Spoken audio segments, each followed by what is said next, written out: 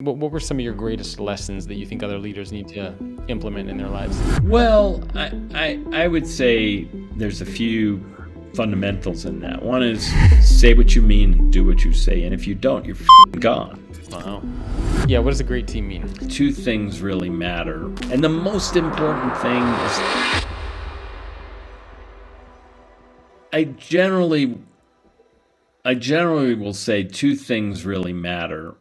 It is important to have a strategy that makes sense. That all of the teams and the individual employees get the strategy you're working against, so you don't have to give them an Auftrag. They don't need instructions. They get the strategy. And the most important thing is the caliber of the team. You've got to have a great team, and you work at that really every day, having a great team. But once you start with a great team, and we've seen this at other companies who you know and love, like Apple, once you start with a great team, the great team keeps building a great team. They don't build a crappy team. So if you start with 10 really good people, which is sort of how we began at Orbitz, then those 10 really go after the next 3 or 4 or 10 or 20. They really set a high bar because that's who they want to work with. Yeah. What does building a great team mean?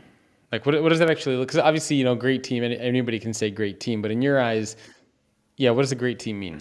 Did you know that 96% of the people who watch videos on this channel are not subscribed? That's pretty crazy, right? Make sure that you hit subscribe to the YouTube channel so you can get notified when more videos just like this one are released. Well, I would say there's a few fundamentals in that. One is people who you judge to be, and you continue to assess their honesty and their integrity. Number one. Okay. Number 1 and 2, if you will. Honesty and integrity, always.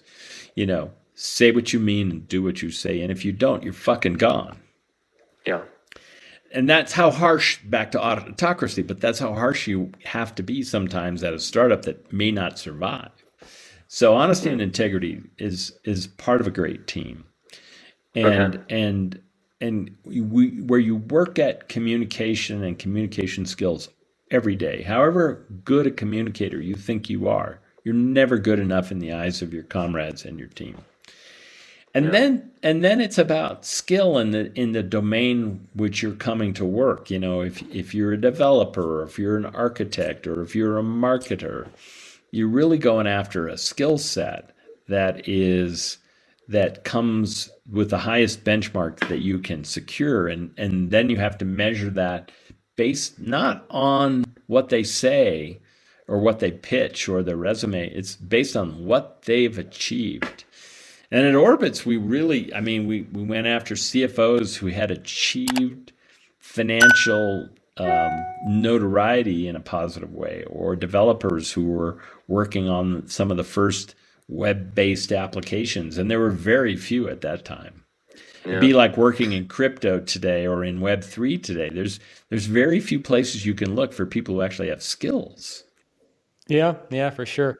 People who have achieved something, and that was true in finance, that was true in customer service, it was true in technology, it was true in product management.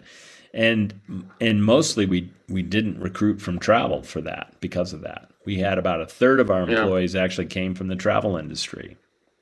Wow.